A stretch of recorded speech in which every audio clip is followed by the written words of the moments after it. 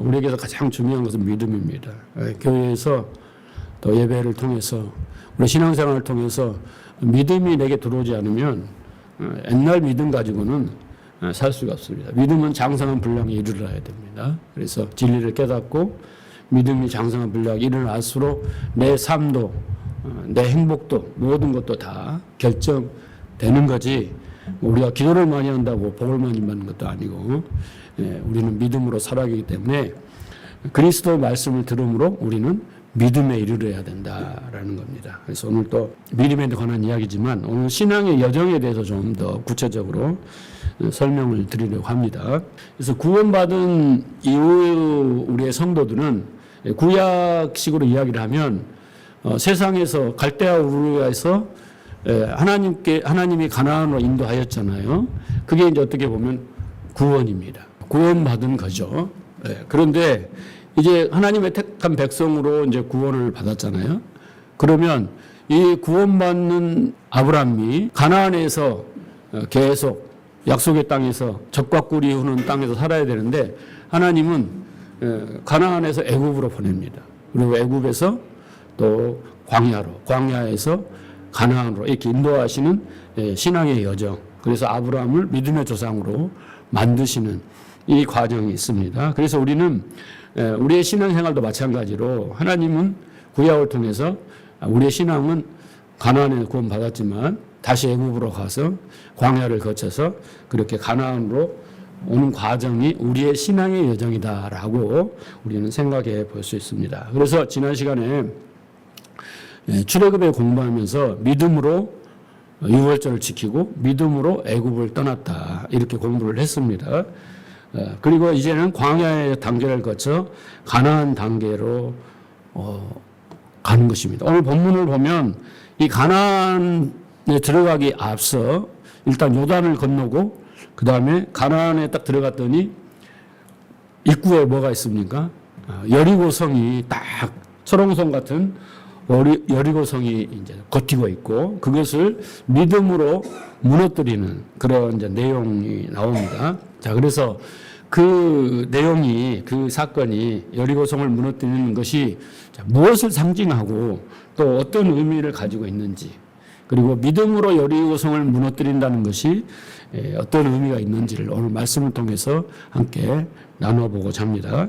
자, 30절을 보시면 믿음으로 7일 동안 여리고를 도니 성이 무너졌다라는 겁니다. 자, 이 말씀을 읽으면, 문자적으로 읽으면요, 흔히 우리는 이런 생각을 합니다. 이스라엘 백성이 하나님 말씀대로 순종하여 7일 동안 그렇게 하루에 한 바퀴씩 마지막 날 7바퀴 돌아서 여리고를 돌았고, 또 하나님은 그들의 순종하는 모습을 보고 성을 무너뜨려 주셨다. 맞습니까? 들립니까? 맞은 것처럼 보이죠. 문자적으로는 맞아요. 그래서 이제 우리도 이 말씀을 대로 우리도 끝까지 순종합시다. 어려운 문제가 있어도 포기하지 맙시다. 7번까지 이렇게 도우면 돌아서 여리고가 무너졌는데 우리도 그렇게 합시다.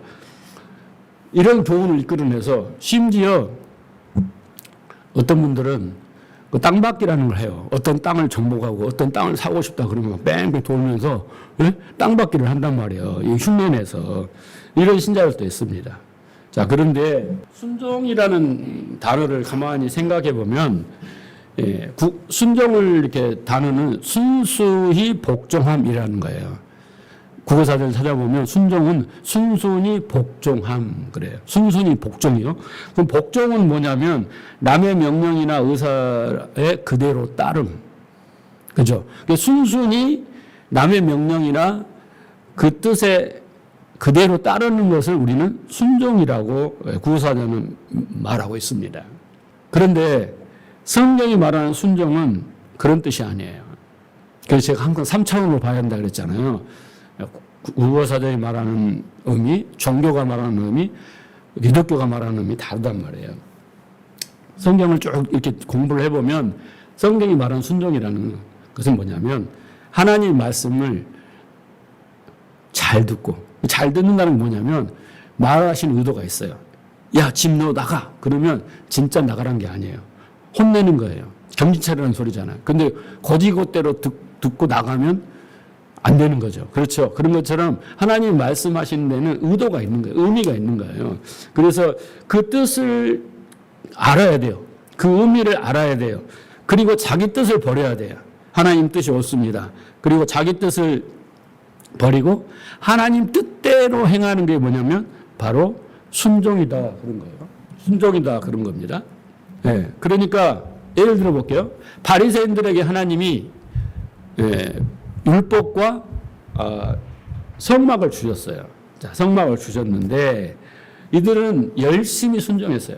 열심히 제사를 지내고 열심히 율법을 지켰어요. 심지어 바울은 내가 율법에 흠이 없다 이럴 정도로 열심히 지켰습니다.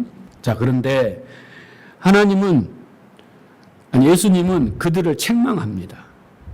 그러니까 그들이 열심히 지켰으나 왜 책망을 받냐면 하나님이 주신 의도대로 하는 게 아니에요. 하나님 주신 것을 자기들이 해석을 해갖고 이럴 것이다 라고 생각하고 순종하고 복종을 했단 말이에요. 그래서 예수님이 책망을 하시면서 그것이 바로 외식이다. 문자적으로 보고 껍데기만 보고 행하는 것을 우리는 외식이다 라고 말합니다. 그래서 우리는 복을 받기 위해서 벌을 받지 않으려고 하나님을 섬기고 순종하는 것, 복종하는 것은 성경이 말하는 순종이 아니에요. 그건 순종이 아닙니다. 그래서 이걸 잘 구분을 해야 돼요. 여리고는 순종해서 무너뜨린 게 아니에요. 그렇죠? 여러분 오늘부터 순종을 잘 해보세요. 그러면 복을 받을까요? 우리의 생각은 그렇죠. 성경은 그걸 말하고 있지는 않습니다. 머리 아프죠? 이제 이렇게 이야기를 하니까 여러분 잘 들어보시기 바랍니다. 그러니까 과연 여리고는 이스라엘 백성의 순종의 공로로 무너졌을까? 아닙니다. 순종의 공로로 무너진 게 아니에요. 오늘 본문은 무엇을 강조하려고 하는 거냐면 이스라엘 백성의 그 열심과 순종, 그 공로로 무너진 것이 아니라 이스라엘 백성이 7일 동안 돌았기 때문에 그들의 행위가 어떤 능력이 되어서 어떤 공로가 되어서 무너뜨린 것이 아니라 생각을 해보세요. 여리고성을 한 바퀴 돌고 두 바퀴 돌고 세 바퀴 돌고 6동안 돌고 7바퀴 돌았다고 도는 힘에 의해서 돌았다는 것으로만으로 그게 무너졌을까? 절대 과학적으로 그럴 수가 없어요. 그럴 수가 없습니다. 100바퀴를 돌아도 무너지지 않습니다. 그런데 지난 시간에도 말씀드렸지만 여러분 기적은 뭐가 되어야 된다고 그랬어요? 표적이 돼야 돼요. 기적은 뭐가 돼요? 표적이 돼요. 이게 성경 속에 일어나는 기적 속에는 하나님의 마음과 뜻이죠. 괜히 하나님이 기적을 일으킨 게 아니에요. 그래서 하나님이 주신 것도 하나님이 주시는 기적도 다 표적이란 말이에요. 뭔 의미가 있어서. 그래서 우리는 그것을 바라보면 안 되고 그 의미를 붙들어야 되는 거예요. 그런데 그 의미만 붙들지 않고 그 겉에 것만 붙들게 되면 그게 바로 외식하는 자가 되는 것입니다. 그래서 하나님은 보이지 않는 하나님의 뜻과 마음을 계시하기 위해서 보이는 기적, 보이는 만물, 보이는 사건, 보이는 인물을 통해서 말씀하신단 말이에요. 그래서 우리는 그것을 통해서 보이지 않는 하나님의 뜻을 읽어내는 게 중요하단 말이죠. 그러니까 이 여리고를 무너뜨린 사건도 여러분 이렇게 순종했으니까 무너뜨리는 것은 초보예요. 그리스도의 초보예요. 초등학교 수준의 성경을 보는 거고 왜 그 일을 시켰느냐를 읽어내는 것이 수준 높은 사람이에요. 히브리서 6장에서 분명히 그리스도의 초보를 버리고 완전한 데 나아가라. 선악을 분별하라 그러잖아요. 선악과 갖고 순종이냐 불순종을 따지는 사람들은 초보야. 근데 하나님의 선악과를 주셨는가를 깨닫는 사람이 온전한 자예요. 외식하지 않는 자란 말이에요. 자, 그러면 왜 7일 동안 여리고성을 돌게 했을까? 무엇 때문에? 이걸 우리는 고민을 해봐야 돼요. 자, 여리고성은 우리가 아시는 바대로 가나안 땅에 딱 들어갔어요. 하나님이 뭐 어떤 땅이 그게 적과 꿀이 오르는 약속의 땅이요. 우리가 하나님 나라라고 상징하는 그런 땅이죠. 그런데 딱 갔는데 뭐가 있냐면요. 거대한 장애물. 네. 그 여리고성 위에는요, 마차가 2대가 지나가고, 쌍두마차가 지나갈 정도로 쫙 그 성이 어마어마한 성이라는 말입니다. 그러니까 그 성은 인간적으로 보나, 과학적으로 보나, 이스라엘 백성의 측면에서 보면 도저히 인간의 힘으로는 무너뜨릴 수는 없는 성이에요. 이미 정탐꾼들이 와서 보고를 했잖아요. 야, 저건 도저히 우리로 철옹성이다. 우리는 무너뜨릴 수 없는 성이다. 그래서 놀랬고 두려워서 막 불신의 마음과 원망의 마음을 쏟아냈지 않습니까? 그 정도로. 그런데 보세요. 그런 성인데 하나님이 이상한 명령을 하십니다. 이상한 명령을 하세요. 자, 성을 공격하라 하지 않아요. 그리고 무기를 준비하라. 아니요. 내가 미사일을 주겠다. 박격포를 주겠다. 내가 뭐 철갑으로 두른 마차를 주겠다. 이런 것을 하지 않아요. 공격할 무기를 만들어라 하지 않아요. 그러면서 단지 성을 돌아라는 거예요. 하루에 한 바퀴씩. 마지막 날은 일곱. 더하면 몇 바퀴예요? 계산을 해보면? 13바퀴인가? 네. 그렇게 돌아라는 거예요. 진짜 돌 일이죠. 네? 생각을 해보세요. 그러니까 인간이 전쟁을 할 때 쓰는 어떤 전략이나 무기나 이런 건 전혀 상관없이 이해할 수 없는 명령을 하시는 겁니다. 자, 그럼 우리는 왜 그걸 했을까라는 걸 생각을 해봐요. 순종을 테스트하기 위해서. 이것도 어떤 의미가 있겠지만 좀 차원이 낮은 이야기고. 왜 하나님이 그렇게 하실까? 그것은 하나님이 이스라엘 백성에게 자, 너희들 가나안에 딱 들어가면 제일 중요한 게 뭐냐를 가르쳐 주기 위해서. 가장 인간이 생각하는 불가능한 앞에 딱 놓으시고 우리로 하여금 뭔가를 깨닫게 하시는 거예요. 그러기 위해서 그 불가항력적인 사건을 만드신다라는 것을 우리는 알아야 됩니다. 자, 그래서 쉽게 말하면 이거예요. 이 성은 죽었다 깨나도 너희가 무너뜨릴 수 없다. 이게 아니다. 라는 것이죠. 그러니까 이 성을 여리고 성을 무너뜨리는데 이스라엘에게 어떤 요건이, 능력이 하나도 없어요. 그럼 어떻게 됩니까, 그럼 하나님을 의지해야 되잖아요. 그죠? 그러니까 자발적으로 그 현실 앞에 손을 딱 들고 하나님 아니면 안 된다. 그죠? 하나님 힘으로만 된다. 하나님이 무너뜨린다. 이게 뭐예요, 여러분? 믿음이라는 거예요. 이게 믿음이라는 거예요. 여러분, 이런 믿음을 여러분이 가지고 있는 것 같죠? 천만의 말씀이에요. 결정적인 순간에는 내 믿음을 사용한단 말이에요. 내 생각을 사용하고 내 판단을 사용한단 말이에요. 그게 인간이에요. 자, 그래서 믿음이라는 것은 여러분, 믿음이라는 것은 우리가 가지고 무언가를 하려고 하는데 성경은 오히려 믿음은 우리를 반대 방향으로 이끌어가요. 우리가 원하고 그걸 사용해서 뭘 하려고 뭐 이런 쪽으로 가는 게 아니라 전혀 반대 방으로 입장으로 끌고 가는데 그게 뭐냐면 믿음이 뭐라고 하냐면 우리에게 너는 능력이 없어. 너는 할 수 없어. 너는 안 돼. 너는 네가 하려고 하는 그 교만이야. 네가 해서도 안 돼. 이렇게 말하는 것이 바로 내 안에 믿음이 들어오면 그렇게 말을 한단 말이에요. 그러니까 그들이 왜 그걸 무너뜨렸냐면 이부갓을 인정했기 때문에 무너진 거예요. 그게 걸리는데 일주일이 걸린 거예요. 이해하시겠어요? 여러분 잘 이해해야 돼요. 믿음은 그 변호사 밑에서 귀신 들린 아들이 있었잖아요. 물에도 넘어지고. 그 애를 제자들이 못 고쳤어요. 제자들은 그 전에 70인으로 파견될 때는 죽은 자도 살리고 막 귀신들도 살리고 병자 다 치료했기 때문에 야, 나에게 믿음만 있으면 다 되는 거야 라고 했는데 정작 귀신 들린 어린아이 하나를 못 켰단 말이에요. 그래서 예수님이 뭐라고 하냐면 내려와서 이 믿음이 적은 자들이야 그런 거예요. 여러분 믿음은 내가 사유에서 막 끄집어내는 게 아니에요. 그런 게 믿음이 아니라고요. 그래서 믿음은 오히려 내가 할 수 없다. 나는 능력이 없다. 하나님이 해주셔야 된다. 하나님 하십시오. 이렇게 내 안에서 만들어주는 것이 믿음이에요. 믿음이 뭘로 들어와요? 말씀, 진리로 들어오잖아요. 진리 말씀이 들어오면 내 생각을 이렇게 바꿔주는 거예요. 네. 그래서 그 결과가 나오는 것이 믿음의 행위인 거예요. 그죠? 이걸 잘 구분하셔야 돼요. 그래서 믿음은 내가 얼마나 능력이 없는 사람인지를 능력 있는 사람인지를 증명해 주는 것이 아니라 내가 얼마나 무능하고 불가능하고 그런 존재인지를 알게 해서 결국 하나님만을 바라보게 만드는 것이 믿음이에요. 그러면 여리고성이 무너지는 거예요. 그걸 하나님이 깨닫게 해서 그렇게 하게 하신 것입니다. 그래서 여리고성을 돌았다는 것은 이스라엘의 능력을 보여주는 행위가 아니라 이스라엘의 무능력한 그 무능력을 보여주기 위한 행위였다라는 거죠. 자, 그래서 7일 동안 돌면서 하나님께서 말씀하시는 게 뭐냐? 자, 보라. 너희가 할 수 있는 것은 무엇이냐? 이렇게 묻는 거예요. 너희가 할 수 있는 것이 무엇이냐? 너희 힘으로 이 성을 무너뜨릴 수 있느냐? 너희에게 필요한 것은 너의 힘이 아니라 나의 능력이다. 이 말씀을 계속 7일 동안 하시는 거예요. 예. 그래서 그 7일 동안 그 믿음이 내 안에서 나를 다 버리게 하는 거예요.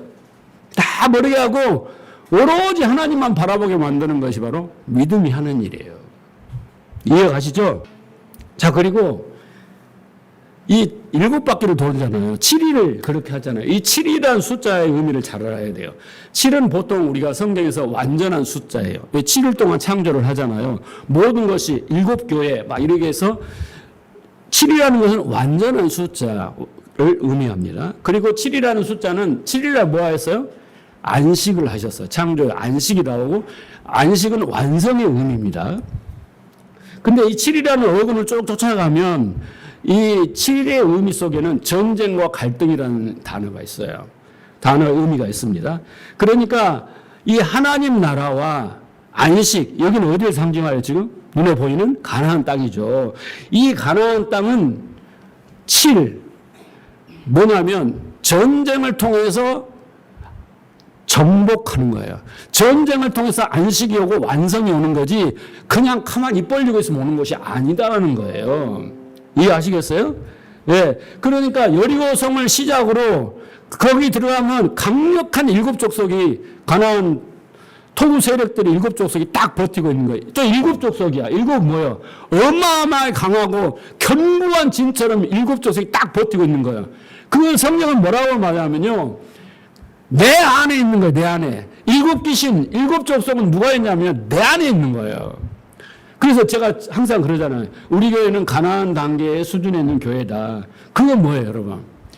내 안에서 전쟁이 일어나는 거예요. 이제 애굽을 나와서 광야에서 말씀 율법을 성막을 통해 배운 사람들은 다 아는 거예요. 그러면 이제 가나안에 딱 들어가면 그때부터 진리의 허리를 띠고 전쟁을 시작하는 거예요. 믿음의 방패를 두고 누구하고 싸워요? 삼위창을 든 마귀하고 싸우는 게 아니라 내 안에 7족속이 있다니까요. 견고한 진처럼 여리고가 있단 말이에요. 그들과 싸워서 싸우는 거예요. 그게 가나안 전쟁이고 진리의 전쟁이다. 내가 누누이 말했죠. 이해 가시죠? 예. 그래서 다 7으로 나오는 거예요. 7으로. 자, 그래서 저와 여러분은 이 내 안에서 진리의 전쟁을 함으로 말미암아 여러분 하나님의 나라를 어떻게 표현합니까? 로마서에서는 14장 17절은 하나님의 나라는 먹고 마시는 게 아니라 성령 안에서 의와 평강과 희락이다 그러잖아요. 그러니까 여러분 안에 의와 평강과 희락이면 병도 안 걸려요. 아무리 가난해 찢어지게 가난해도 웃고 살 수 있어요. 왜? 내 안에 하나님 나라가 있어. 의와 평강과 희락이 있어. 무슨 걱정이 있어, 두려움이 있어, 불안이 있어. 내가 병들어 죽어도 몸은 그래도 하나님 나라를 누린 사람은 오히려 건강해져 버린다니까. 왜? 우리는 마음의 병이 육신으로 오잖아요. 그죠? 그런데 내가 이 영적 전쟁을 해서 7족속을 정복해 나가면서 영역을 확보해 하나님 나라 영역을 확보해 가는 거예요. 내 안에 거짓과 비진리가 점점 없어지면서 진리로 가득 차. 그러면 진리가 나를 이끌어 가는데 지옥으로 끌고 가겠어요? 나를 사망의 길로 끌고 가겠어요?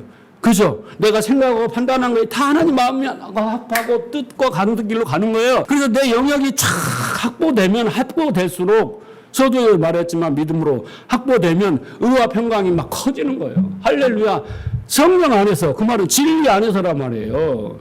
예. 그런 전쟁이 바로 뭐예요? 가나안 전쟁이에요. 근데 그 앞에 딱 여리고가 딱 있는 거예요. 첫 바다로 딱. 이 부분은 내가 다음에 더 자세히 설명해 드리고 넘어갑시다. 자, 가나안 땅에 입성해서 이제 이스라엘 백성이 처음으로 전쟁을 치는 것이 여리고 성인데 이걸 알아야 돼요, 여러분. 이스라엘이 무엇 때문에 어떻게 이 여리고성 앞까지 왔는지를 생각을 해야 돼요. 괜히 여리고성이 아니에요. 그죠? 무엇 때문에 왔냐면요. 딱 한 가지 이유예요. 뭐 때문에 왔냐면, 뭐 때문에 왔을까요? 왜 여리고성까지 왔을까요? 그 산전수전 공전을 다 겪으면서 하나님의 언약 때문에 온 거예요. 그죠? 하나님이 아브라함을 불러서 언약을 했잖아요. 그 언약에서 애굽으로 가고 광야로 가고 가나안으로 와서 여리고까지 뭐 때문에 온 거야? 앞으로도 얘에서 전쟁을 해야 돼요. 그 언약을 성취하기 위해서 하는 거예요. 우리의 모든 궁극적인 목표는 하나님의 언약의 성취잖아요. 그래서 하나님이 언약 때문에, 그래서 그 신앙의 여정은 나는 너의 하나님이 되고 너희는 내 백성이 되게 하겠다. 이 하나님의 언약을 성취하기 위해서 하나님이 그렇게 애굽에서 광야에서 여리고성까지 가나안까지 끌고 오신 거예요. 언약 때문에. 그래서 그 하나님의 언약이 이루어지는 과정을 가나안에서 애굽으로, 애굽에서 광야로, 광야에서 다시 가나안으로, 이런 과정과 단계가 있다라는 것이죠. 이걸 잘 이해하셔야지 여러분의 신앙의 여정이 순탄한 거예요. 자, 그래서 이스라엘 백성이 가나안에서 애굽으로 내려가고 거기서 종이 되고 또 출애굽에서 광야에서 가나안으로 이렇게 오는 전체의 역사는 하나님 언약 안에서 이루어지는, 하나님의 경륜 안에서 이루어지는, 하나님의 섭리 안에서 이루어지는 과정이다. 고스란히 여러분의 신앙 여정도 똑같다라는 것입니다. 자, 그래서 이 여리고성도 똑같이 그 언약 속에서 하나님의 구원의 과정입니다. 자, 그런데 이스라엘 백성이 출애굽을 해서 바로 가나안으로 입성해야 되는데, 여러분 왜 지금 이제 여기 광야 생활은 안 나왔잖아요. 우리 히브리서가 지금 광야 생활을 뺐어요. 애굽하고 유월절하고 애굽을 떠나 그 다음에 바로 뭐예요? 여리고로 와버렸잖아요. 그 광야가 빠졌어요. 그래서 제가 보충하는 거예요, 오늘. 자, 그러면 왜 40년 광야 생활을 하게 되죠? 왜 광야 생활을 했을까? 자, 여러분, 스데반이 쫙 복음을 설명하면서 부형 여러분을 이렇게 하면서 뭐라고 합니까? 우리의 조상들이 광야에서 그러면서 뭐라고 해요? 그걸 광야를 교회라고 이야기를 하는 거예요. 그러니까 지금 우리는요, 교회라고 하지만 그 앞에다가 가로 열고 광야라고 붙여야 맞아요. 이스라엘 백성들이 광야 생활인데 그걸 교회라고 말했단 말이에요. 해석을 했단 말이에요. 그러니까 우리는 지금 교회지만 우리는 광야 같은 교회 생활을 해야 되는 거예요. 그러니까 이 광야를 빼버리고 우리가 교회 생활을 한다? 광야를 이해하지 못하면 교회 생활, 신앙 생활을 이해하지 못하는 겁니다. 자, 그래서 우리는 왜 광야에서 40년을 생활을 해야 됐고, 그리고 우리는 왜 광야 같은 교회 생활을 해야 되는지를 여러분 잘 아셔야 돼요. 자, 출애굽기 19장을 보세요. 1절 보면 이스라엘 자손이 애굽 땅을 떠난 지 3개월이 되던 날, 자, 출애굽에서 3개월 돼서 어디까지 오냐면요, 시내 광야까지 옵니다. 시내산 밑에 와요. 시내산 밑에 옵니다. 그들이 르비딤을 떠나 시내 광야에 이르러 광야에 장막을 치되 이스라엘이 거기 산 앞에 장막을 치니라. 3절 모세가 하나님 앞에 올라가니 여호와께서 산에서 그를 불러 말씀하시되 너는 이같이 야곱의 집에 말하고 이스라엘 자손에게 말하라.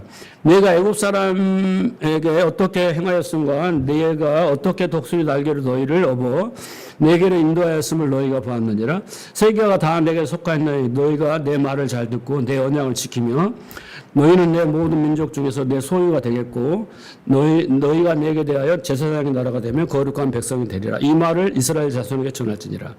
자, 3개월 딱 됐어요. 텐트를 다 치고 휴식을 취하려고 하는데 하나님이 모세를 불렀어요. 홀로. 그래서 시내산에 올라갑니다. 하나님을 대면해요. 하나님이 뭐라고 말씀하셨잖아요, 방금. 네? 뭐라고 말해요? 너희가 내 말을 잘 듣고 내 언약을 지키며 내가 너희를 내 모든 소유가 되겠고 또 너희는 내게 대하여 제사장 나라가 되고 나를 섬기는 나라가 되고 너희는 내가 거룩한 백성으로 만들어주겠다. 이 하나님이 말씀을 하십니다. 그리고 하나님이 율법을 주셔요.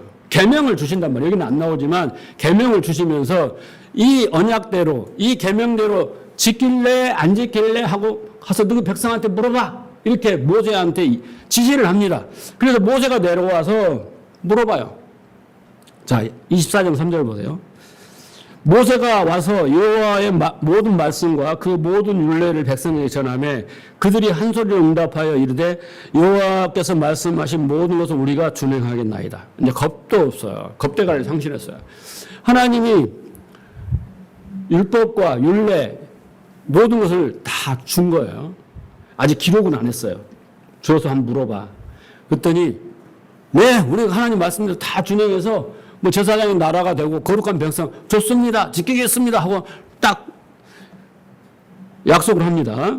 그래서 뭘 하냐면요. 피의 언약식을 합니다. 그 시내산 밑에서 다 모여가지고 다 성결하게 옷을 입고 목욕을 하고 어떻게 다 모여서 자, 너희가 지키겠느냐? 지키겠습니다. 그래서 짐승의 피를 받아가지고 다 뿌립니다. 여러분, 피의 언약식은 뭡니까? 언약식은 성경의 언약은 뭡니까? 계약과 같은 거죠. 그래서 어떻게 해요? 지키지 않으면 너는 이 피를 뿌려야 돼. 이 이야기예요. 네가 이제 약속을 했잖아. 네가 만약 하나님 말씀하신 계명을 안 지키면 너는 이 짐승처럼 죽어야 돼. 그게 언약식이에요. 네? 그래서 피를 뿌리는 거예요. 그렇게 하겠다. 이렇게 안 지키면 죽이는 거야, 죽는 거야. 오케이 이렇게 했단 말이에요. 그리고 이제 25장에 가면 31장까지 율법이 주어집니다. 기록으로 주어져요. 그게 취약된 게 십계명이잖아요. 그리고 32장에서 모세가 돌판을 들고 내려와요. 이게 이제 스토리죠. 그런데 아직 율법이 기록되기 전에 이들이 피의 언약을 하면서 지키겠습니다. 그래. 그러면 어떻게 해야 돼요, 여러분?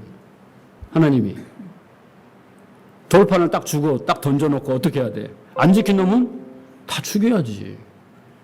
피를 뿌리고 다 죽어야 되지. 근데 25장에 아직 율법을 기록되지 않고 이제 모세가 올라가서 하나님 다 지키겠다고 합니다. 그래? 그러면서 하나님이 돌판에 십계명을 새겨주기 전에 뭘 먼저 주냐면 성막을 먼저 주세요. 25장에 이렇게 성막을 지으라고 디테일하게 치수까지 모양까지 다 주신단 말이에요. 자, 그래서 이 하나님이 이스라엘과 피로 언약을 맺었을 때까지는 성막의 내용이 전혀 안 나와요. 그러니까 만약에 이 사람들이 그 언약대로면 다 죽어야 되는데 하나님이 그것을 새겨주기 전에 성막에 대해서 설명을 한단 말이에요. 기록을 한단 말이에요. 그 말은 너희들이 성막이 아니면 곧 성막은 예수를 말하는 거 아닙니까? 예수가 아니면 이 첫 번째 피로 맺은 언약에 의해서 너희들은 다 죽어야 돼. 그런데 그 언약 안에다가 하나님이 성막을 딱 끼워 놓는 거예요. 원하지도 않는데 딱 끼워 놓고 너희를 살 길을 열어주겠다. 이게 바로 성막이에요. 그죠? 그러니까 우리는 첫 번째 언약대로면 다 죽어야 되고 저주와 사망 안에 있어야 돼요. 우리는 못 지키니까. 한 가지라도 어기면 죄이라고 그랬잖아요. 야고보서가. 그렇잖아요. 그래서 하나님이 그런 존재야. 근데 내가 이 성막, 예수를 통해서 너희를 그런 존재고 버림받고 죽어야 될 존재를 내가 구원해서 내 백성을 만들겠다는 것을 가르쳐주는 게 뭐예요? 성막인 거예요. 그 율법과 성막을 그렇게 주시는 거란 말이에요. 그러면서 이제 보세요. 이제 출애굽을 해서 출애굽을 하고 6월절 그 다음에 애굽을 떠나 홍해를 건너 이 광야 시내산까지 율법이 성막이 주어지기 전까지 지도자이며 인도자는 누구냐면 모세였어요. 그런데 그 이후로부터는 앞으로는 그 이스라엘 백성을 끌고 가는 게 뭐냐면 성막이에요. 이해 가십니까? 성막을 축약해 놓은 게 뭐냐면 법궤예요. 이스라엘 백성이 제일 먼저 가는 게 갈 때 행진할 때 제일 먼저 뭐가 가는 줄 아세요? 나팔수가 가요. 나팔수. 나팔수가 가고 그 뒤에 제사장들이 법궤를 메고 가요. 이해하시겠어요? 그 다음에 이제 백성들이 따라가는 거예요. 그 전에 누가 갔어요? 모세가 갔어요. 모세 안에 다 집어넣어갖고 모세 안에 나왔다 그랬잖아요. 근데 그때부터는 이제 성막이 법궤가 그들을 인도해 가기 시작합니다. 그래서 이스라엘의 범죄, 그 법궤, 그 율법이 다 어디에 감싸 있냐면 성막 안에 감싸져 있습니다. 그러니까 그걸로 심판하고 그걸로 죽인다는 것이 아니라 그걸 통해서 하나님 뭔가를 가르치시는 거고 거기에서 구원하는 것이 바로 뭐예요? 성막이다라는 것을 우리에게 알려주고 있습니다.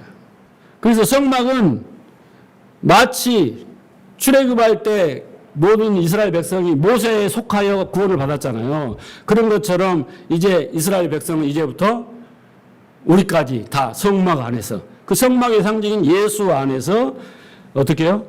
구원을 받는다 라는 거고 이스라엘의 불순종, 우리의 불순종, 이스라엘의 죄, 우리의 죄, 모든 죄가 성막 안에서 다 어떻게 해요? 다 속죄된다라는 것을 보여줍니다.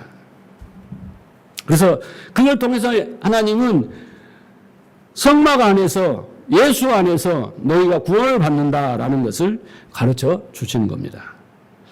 자, 그런데 이게 중요한 거예요. 하나님은 왜 율법을 주셨냐고요. 왜 선악과를 주셨냐고요. 우리 질문 많았잖아요. 그 지키지도 못한 율법 가질 수도 오직 많아. 613가지야. 그걸 왜 주셨냐고요. 왜? 그게 여러분 잘 기억해 보세요. 잘 기억해 보세요.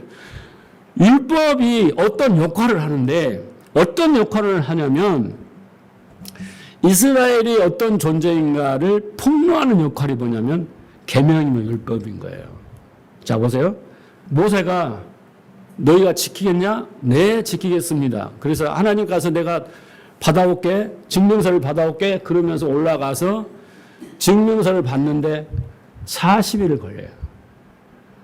40일. 여러분, 인간이 거대한 바위를 따듬어 가지고 조각을 해가지고 이만큼 다듬어서 거기다 10가지를 써야 되잖아요. 그때는 히브리어도 없었어요. 뭘 쓰든 애국어로 글씨를 써서 그런데 40일 걸렸다면 이해가 가죠. 근데 우리 쉽게 영화를 보면 하나님이 벽에다가 짜자자자자자자자자자 짜자자자자자 이렇게 하잖아요. 순식간에 이렇게 그랬잖아요. 그런 능력이 있는데 하나님이 그걸 쓰시면서 40일 정도의 실력밖에 안 되겠어요? 네? 40일이나 걸려야 되겠냐고요. 왜 40일을 모세를 붙들고 있었냐? 이스라엘이 어떤 존재인가를 폭로하시는 거예요.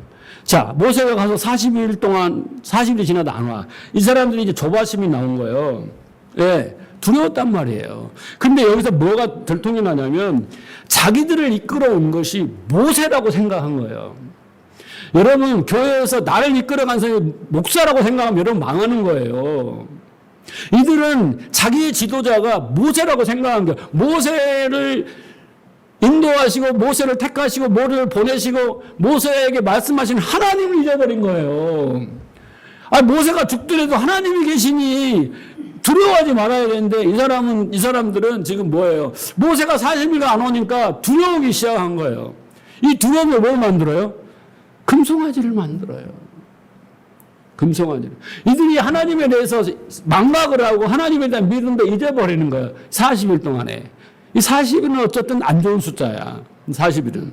그래서 하나님이 이스라엘 백성을 그 시내산 밑에서 끌고 가셔서 어떤 존재인지를 폭로하시는 거예요. 그게 바로 돌판이에요. 계명이며 율법인 것입니다. 그래서 이 심판, 율법, 첫 번째 돌판이 내려와서 피로 맺은 언약을 어떻게 해요? 집행해버리는 거예요. 피로 맺은 언약을 집행해버린단 말이에요. 너는 죽어야 될 존재들이야. 라고 집행을 해요. 그래서 그 언약이 깨지는 거예요. 누가 깼어요? 이스라엘 백성이 깼잖아요. 그렇죠? 깼단 말이에요. 언약을 안 지켰단 말이에요. 하나님만 섬기는 게 아니라 다른 걸 섬기고. 그렇죠? 그래서 언약에 깨어지는 거죠. 깨어지면 어떻게 해야 돼요? 죽어야죠. 죽어야죠. 그래서 구약은 하나님이 그 언약을, 옛 언약을 쉽게 말하면 첫 번째 준 돌판을 부셔버리고 언약 파기야! 너희는 언약에 의해서 율법에서 심판을 받아 마땅해. 이 두 가지를 선판입니다. 그게 첫 번째 돌판 사건이에요. 그래서 사람이 죽기 시작하는 거예요. 한 3,000명이 정도 죽었을 때 모세가 딱 앞에 나가서 하나님, 나를 죽이십시오. 이게 두 번째 돌판이에요. 이거 나를 죽이십시오. 모세가 중보자가 되어서 차라리 나를 죽이십시오. 차라리 모세가 그런 짓 잘하잖아요. 그런 일을 잘하잖아요. 내 생명력에서 내 이름을 제거하십시오. 이게 중보자인 거예요. 그들을 대속하겠다는 거죠. 네, 나를 죽으세요. 그래서요. 그래서 하나님이 모세의 목숨을 담보로 둘째 계명을, 둘째 돌판을 주시는 거예요. 그런데 그 돌판마저도 어떻게 해요? 벗겨내다 집어넣어버려요. 왜? 그 둘째 돌판도 가지고 있으면 어떻게 해요?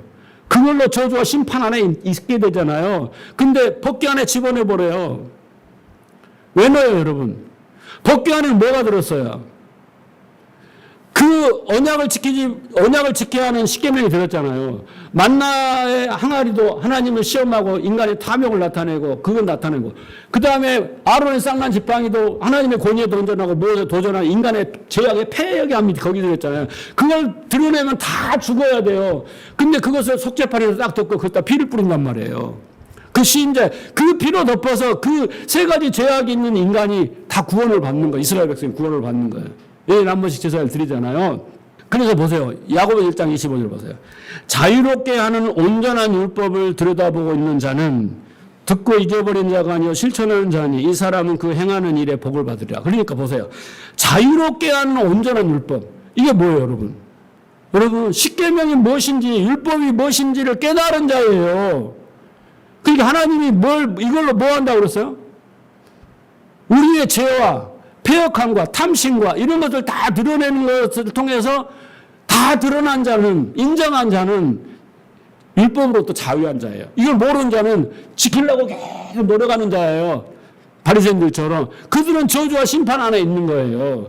그런데 그렇게 깨달은 자는 듣고 잃어버린 자가 아니요 실천하는 자는 이미 그 행함으로, 그 자유를 가지고 행함으로 복을 받는다라는 거죠. 이해하시겠습니까? 하나님 언약 때문에. 그래서 하나님이 이스라엘 백성을 광야로 이끌어가지고 율법을 주셔서 어떻게 해요? 너희는 죽어 마땅한 존재다. 너희 힘으로, 너희 능력으로 절대 되지 않고 그것을 실질적으로 체험하게 하는 거예요. 그래서 하나님이 광야 1세대를 다 죽이시는 거예요. 이렇게 1차적으로. 네? 이런 자들은 죽어야 된다라는 것을 보여주기 위해서 첫째 돌판에 의해 이렇게 하면 다 죽어야 돼 이렇게 보여주는 것이 광야 1세대의 죽음입니다. 자, 그런데 보세요. 이제 2세대가 이제 1세대는 죽고 여리고로 온 사람은 누구예요? 2세들이에요. 2세들. 60만이 죽고 60만이 그렇게 왔다고 그랬잖아요. 자, 그런데 아까도 말했지만 스데반이 광야교회라고 했잖아요. 광야교회. 자, 애굽에서 세상에서 구원받는 자들이 이제 교회 생활을 하면서 무슨 일을 겪게 되는지를 보여주는 게 광야라고 그랬습니다. 광야. 그런데 여기서도 광야에서도 교회에서 우리는 뭘 하냐면요. 말씀으로, 율법으로 우리는 우리가 어떤 존재인가를 폭로당하고 또 그렇게 죽어 마땅한 자라는 걸 드러내고 우리의 육이 옛사람이 부정되는 과정을 겪게 되는 거예요. 똑같이.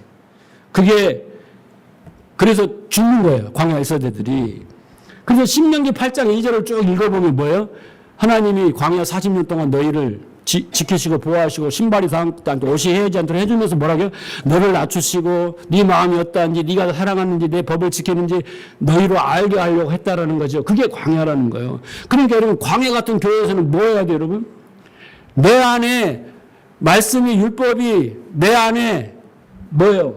불의가 드러나고 영혼과 관절 고수를 찔러 쪼개서 내 안에 불신이 드러나고 불순종이 드러나고 탐심이 드러나고 탐욕이 드러나고 우상이 드러나고 다 드러나는 거예요. 드러나야 되는 거예요. 그것이 광야 생활이에요. 광야죠. 드러나는 거라니까요. 율법을 붙들고 살지만 그게 저주와 사망 안에 있다는 걸 깨닫고 그로부터 자유해지는 것이 바로 광야인 거예요. 그래서 이제 2세대들이 1세대들은 뭘 건넜어요? 애굽에서? 홍해를 건넜잖아요. 근데 광야에서 태어난 사람은 홍해를 건너지 않았어. 홍해가 뭐였어, 우리가? 침례라고 했잖아요. 죽고 사는 거라고. 그러면 2세대들도 그걸 경험해야 되잖아요. 홍해는 아니지만 그보다 조금 강이지만 그때는 강도 컸겠죠. 그 요단을 딱 가르면서 침례를 받는 것처럼 요단을 건너 넘어오는 거예요. 아, 이렇게 우리도 홍해를 건너는 것처럼 우리도 이렇게 구원을 받는구나. 예? 바다를 마른 땅같이 가는구나. 하나님의 은혜에서 이것을 깨닫게 하는 거예요. 그래서 여러분, 첫 번째 홍해는 모세의 지팡이가 갈라요. 그런데 요단강은 지팡이가 가르지 않습니다. 뭐 갈라요? 제사장들이 벗개를 메고 물에 딱 발을 담그니까 쫙 갈라지는 거예요. 이해하시겠어요? 이 세대들은 가나안은 뭐가 인도한다고 그랬어요? 성막이 인도하는 거예요. 모세가 인도하는 게 아니라, 율법이 인도하는 게 아니라 성막이 인도하는, 예수가 인도하는 거예요. 그러니까 제사장이 그 벗개를 메고, 다시 말해서 인간의 그 패역함이 그 안에 들었잖아요. 그걸 메고 제사장이 물에 빠져 죽는 거예요. 물에 먼저 들어가잖아요. 그래 죽으니까 어떻게 해요? 그 죽음을 통해서 그 불가능한 이스라엘이 구원을 받는 거예요. 마른 땅같이 걷고 그 은혜로 구원을 받으면서 요단강을 건너 나오는 것입니다. 그 다음에 하나님이 거기 딱 건너니까 기념비를 세우라고 그래요. 12도를 세워서 너희가 어떻게 건너왔고 여기까지 왔는지를 기억해라 라고 이 세대들한테 기념비를 세워야 하는 거예요. 그 사람들은 가나안에 살다가 믿음이 떨어지면 어디로 가야 돼요? 요단강가로 가서 그 기념비를 봐야 돼요. 하나님이 우리를 어떻게 요단강을 건너게 하셨는가를 알아야 하고 하나님을 또 바라봐야 돼요. 그 기념비를 세우라고 하는 거예요. 그 다음에 요단강가에서 뭘 시키냐면요, 할례를 시켜요. 그래서 이스라엘 백성이 거기서 다 남자들이 할례를 행합니다. 이 할례는 뭐예요? 한마디로 육적 자아의 죽음이에요. 우리의 인간적인 생명을 다 끊고 하나님의 생명, 하나님의 능력, 하나님의 뜻, 이것을 받아들이는 거잖아요. 그 행위가 바로 할례예요. 우리는 우리 힘으로 산 것이 아니라 성막, 예수의 힘으로 하나님의 능력으로 살았습니다. 예수의 십자가의 할례로 우리가 살았습니다. 그래서 우리의 육적 자아를 다 부정하는 거예요. 부정하는 겁니다. 우리의 역사, 우리의 과거, 캐리어, 이런 거 다 버리고 육이 죽는 거예요. 그게 할례입니다. 그런데 그 할례를 행하라 여호수아가 말하면서 뭐라고 말하냐면 그것은 애굽의 수치가 굴러갔다 이렇게 표현을 해요. 성경에 보면. 그 말은 뭔 말입니까? 그 할례를 통하여 우리의 과거가 다 이제 수치가 끝난 거예요. 버리는 거예요. 더 이상 뒤돌아볼 필요가 없어요. 다 정리가 된 거예요. 그래서 애굽의 수치가 굴러갔다 그럽니다. 그래서 여러분, 천국 앞에서, 하나님 앞에서, 하나님 나라 앞에서, 그 앞에서 홍해를 건너고 요단을 건넌 사람들, 이제 요단을 건넌 사람들은 그 앞에서 할례를 행하면서 자기의 애굽의 사람, 야곱 광야의 사람이 다 죽는 거예요. 율법의 사람이 죽고 애굽의 종교의 사람이 다 죽는 거예요. 진리의 전쟁을 하려면 아직도 애굽을 가지고 광야를 가지고 율법을 가지고 어떻게 가나안에서 살겠어요. 그렇죠? 그런 육적인 건 다 죽고 이 가나안에서는 이제 그런 거 갖고는 100점 100패예요. 그거 이제 없어요. 오직 진리의 말씀만 있고 믿음만 있어야 되는 거잖아요. 그래서 천국 앞에서 천국을 누리고 살고 그 영적 전쟁에서 하나님 나라를 확장해 가려면 우리는 우리 자신이 죽어야 되는 거예요. 옛사람이 죽어야 되는 거예요. 죽어야 돼요. 그리고 나서 어떻게 되냐면요. 딱 그러고 났더니 그 다음날 만나가 딱 그쳐요. 만나가 그쳐요. 여러분 이제 만나가 필요 없는 거예요. 예? 이제 그 가나안 땅에서 나는 양식을 먹어요. 가나안 땅에서 나는 양식이 뭡니까? 그게 진리예요. 하나님 나라에서 나오는 하나님의 말씀, 그 진리를 먹어야 되는 거예요, 우리가. 그래야 전쟁하고 승리를 할 수 있는 거예요. 그러면서 그 다음에 딱 뭔 사건이 나냐면 여호수아 5장 13절에 보면 군대 대장이 딱 나타나요. 이제 전쟁을 여리고성을 무너뜨리려 하는데 군대 대장이 딱 나타납니다. 그 여호수아 칼을 딱 빼주고 너 누구야? 적이야? 적군이야? 아군이야? 딱 그러니까 누구 편이야? 이러니까 네 편도 아니고 내 편도 아니고 나는 하나님 편이다. 딱 그래요, 군대 장관이. 그러면서 이 여리고와 모든 걸 너에게 붙였다 라고 선포를 합니다. 군대 장관이.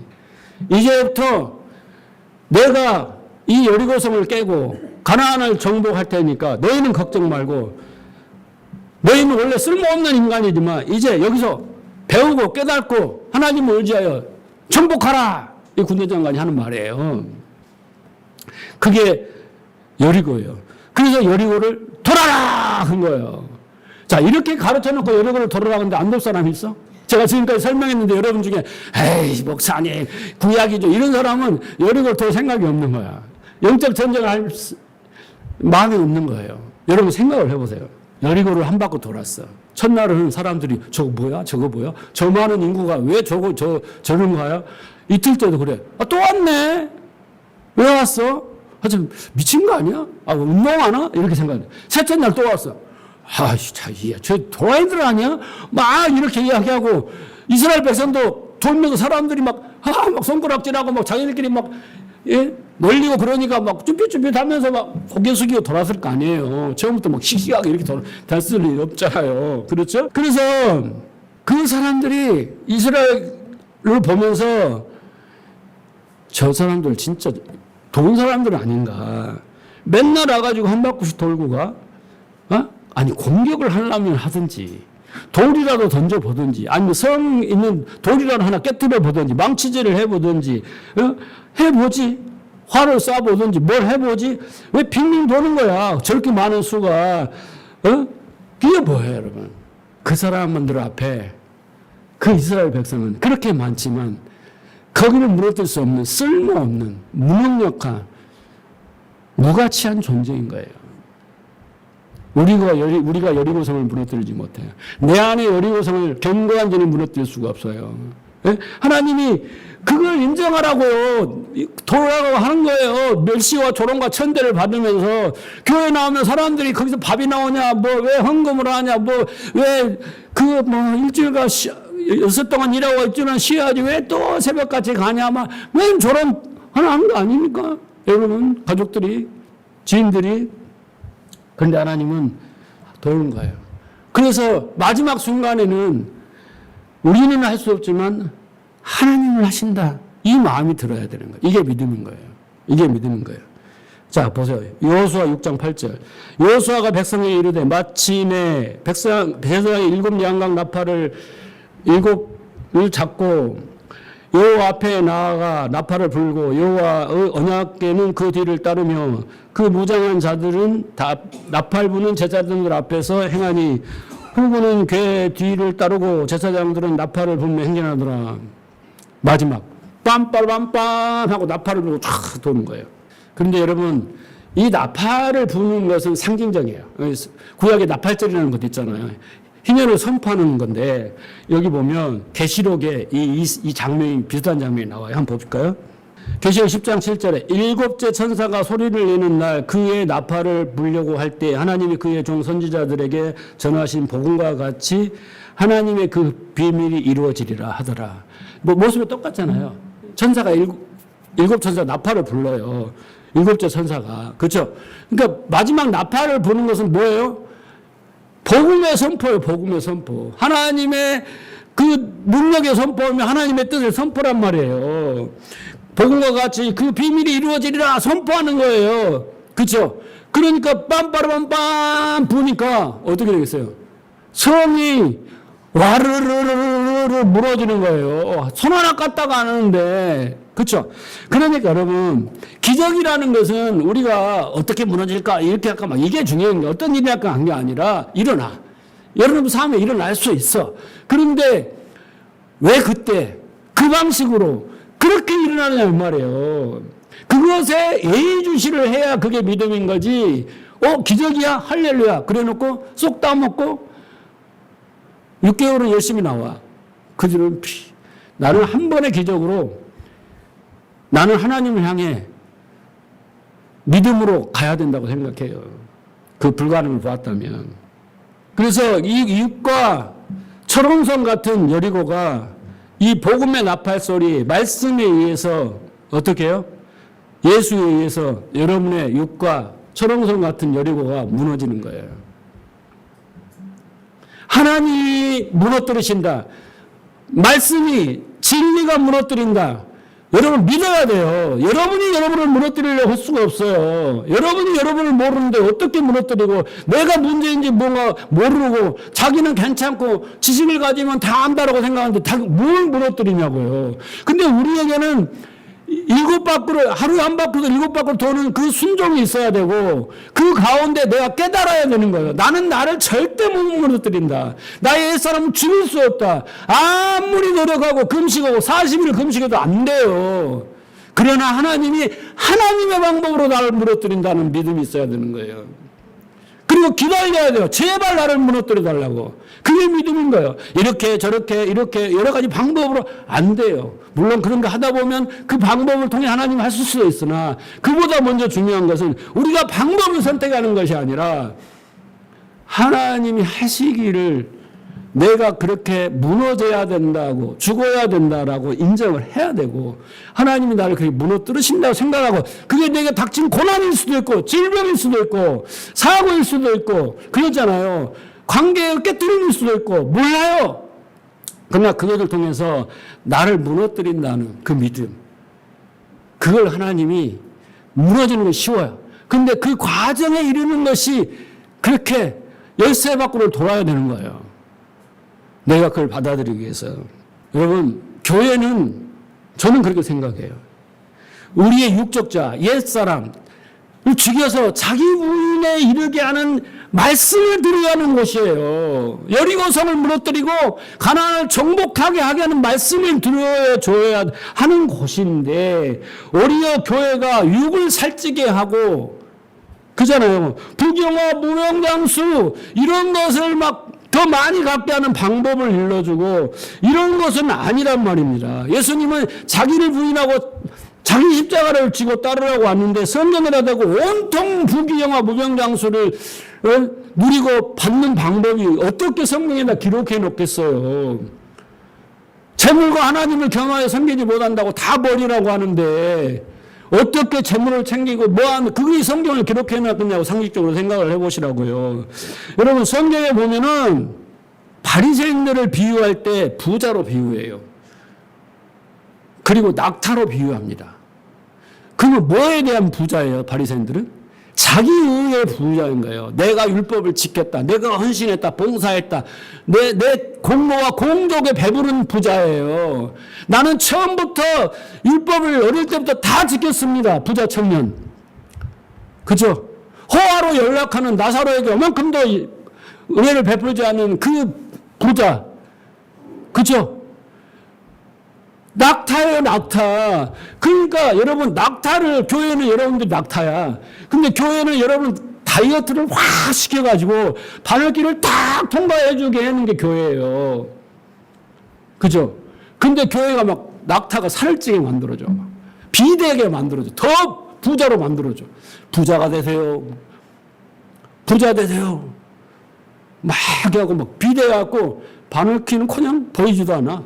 그렇게 만든 거예요. 말도 안 되는 거예요. 그래서 교회는, 말씀은 결국 이 육적자를 주고 비대해진 우리의 욕망과 육적자를 다이어트 시켜주고 죽여주는 이런 것이에요. 스스로 못하니까. 그걸 누가 해냈다?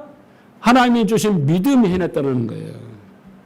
믿음이 내 안에 들어오면 한단 말이에요. 진리가 들어오면 내 안에 한단 말이에요. 그런데 믿음, 진리가 없어. 그런데 내가 어떻게 죽어? 내가 누군지도 몰라. 나는 아무것도 몰라. 목사님이 막 떠들면 남 이야기 하는 것 같아. 나하고는 상관. 나는 깨끗하지. 나는 거짓말도 안 하고 사는데. 여러분, 거짓말 안 하고 사는 게 중요한 게 아니에요. 만물보다 부패한 것이 인간의 마음인데, 그 만물보다 부패한 인간의 마음을 인정을 해라고. 인정을 하고 들어와야 되잖아요. 그래야지 어린 양의 피가 필요하고 은혜가 필요하다고 그렇게 나갈 수 있는 거죠. 그게 믿음인데, 나는 몇 가지만 충성하고 일하고 몇 가지만 지키고 몇 가지 착한 일을 해놓고 나는 다른 사람에 비하면 잘한 거지, 이게 아니라니까요. 여러분의 기준일 뿐이지. 결국 믿음이 여리고 그 가나안에 들어가는 첫 문턱에 그 여리고성을 무너뜨린 것이 바로 믿음이에요. 예? 그죠? 성령에 의해서 믿음으로 그걸 부수는 거예요. 그래서 여러분, 신앙생활은 따라해 봅시다. 전쟁이다. 전쟁이에요. 진리의 전쟁이에요. 어디서? 내 안에서.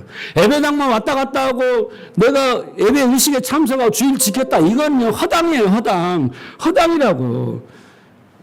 허당입니다. 신앙생활의 분명한 목적과 목표도 알아야 되고, 그 가나안, 애굽 이거 설명했잖아요. 그 단계도 알아야 되고, 예? 알아야 돼요. 그리고 하나님 나에게 뭘 하시는지도 요구하시는지도 알아야 되고, 이걸 알아야지 여러분도 여리고성을 무너뜨리고요. 이제는 가나안을 정복해 가면서 하나님 나라를 확장하면서 의와 평강 희락이 넘치는 진짜 행복한 신앙생활을 할 수 있는 것입니다. 저는 부디 여러분들이 그 여리고성을 무너뜨리고 견고한 지를 무너뜨리고 그 안에서 하나하나 말씀을 듣고 믿음으로 정복해 가면서 점점 거룩하고 흠없는 백성이 되고 의와 평강이 넘치는 그 하나님 나라를 누리고 살아서, 예? 얼굴만 봐도 막 은혜가 넘치면 얼마나 좋아요. 예? 그렇게 되시기를 주님으로 축복합니다.